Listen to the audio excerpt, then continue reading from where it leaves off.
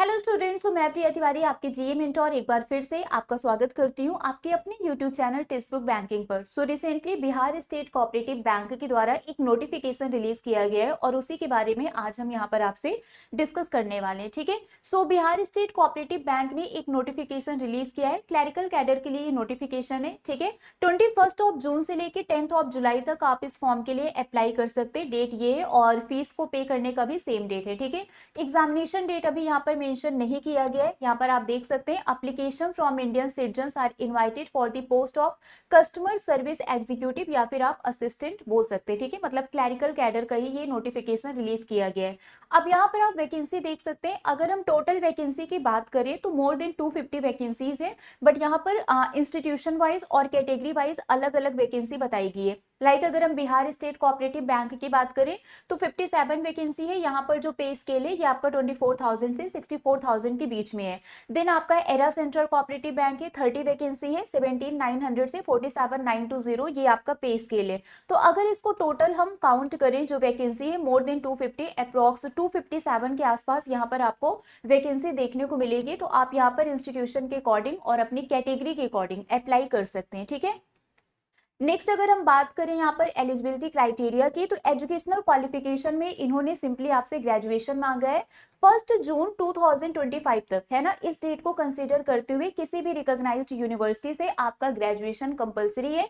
Plus यहाँ पर इन्होंने कंप्यूटर नॉलेज को कंपलसरी रखा है। Knowledge of computer is essential with a basic diploma in computer appliances, मतलब आपके पास डीसीए के एक डिग्री होनी चाहिए, बेसिक कंप्यूटर नॉलेज होना चाहिए। ठीक है, एज लिमिट की अगर हम बात करें तो मिनिमम एज लिमिट 18 और मैक्सिमम इन्होंने 33 बोला है। मतलब आपकी जो डेट ऑफ बर्थ है वो 2 जून 1992 के पहले का नहीं होना चाहिए और 1 जून 2007 के बाद का नहीं होना चाहिए। तो एज लिमिट यहाँ पर इन्होंने 18 और मैक्सिमम 33 ईयर बोला हुआ है। ठीक है, बाकी आपको एज रिलैक्सेशन यहाँ पर मिलेगा जो भी रिजर्व कैटेगरी में मिलता है।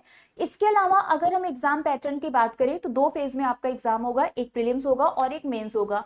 प्रीलिम्स में आपके इंग्लिश, मैथ्स और रीजनिंग आएंगे। सेम वो एग्जाम पैटर्न है, 30 क्वेश्चन 30 मार्क्स के इंग्लिश में, रीजनिंग के 35, मैथ्स के 35, टोटल 100 क्वेश्चन 100 मार्क्स के होंगे। सेक्शनल टाइम भी आपको मिलेगा 20-20 मिनट का। ठीक है, मेन्स की अगर हम बात करें तो इसका जो मेन्स का एग्जाम है ये आपका आरआरबी के पैटर्न पर है। जैसे आरआरबी में होता है इंग्लिश और हिंदी ऑप्शनल होता है, जो आपको सेलेक्ट करना है आप वो दीजिए, सेम ऐसा इसमें भी है। तो यहाँ पर रीजनिंग के 40 क्वेश्चन आएंगे 40 मार्क्स के, टाइम 30 मिनट। कंप्यूटर के 40 क्वेश्चन 40 मार्क्स, जीए के 40 क्वेश्चन 40 मार्क्स।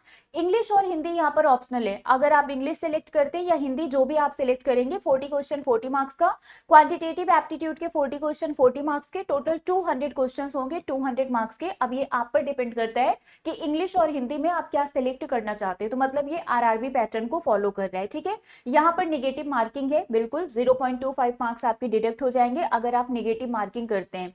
नेक्स्ट यहाँ पर एग्जामिनेशन फीस की अगर हम बात करें तो 800 रुपीज है SC ST PhD के लिए और 1000 रुपीज है जो हमारे जनरल OBC और अदर कैटेगरी के कैंडिडेट्स हैं। ठीक है, तो ये आप लोगों के लिए एक इंपॉर्टेंट अपडेट है। तो जो भी स्टूडेंट्स इंटरेस्टेड हैं वो इसमें अप्लाई कर सकते हैं डेफिनेटली, और एक अच्छी जॉब है। सैलरी भी यहाँ पर बहुत अच्छी रेंज में आप देख सकते हैं, सैलरी भी अच्छी है ना।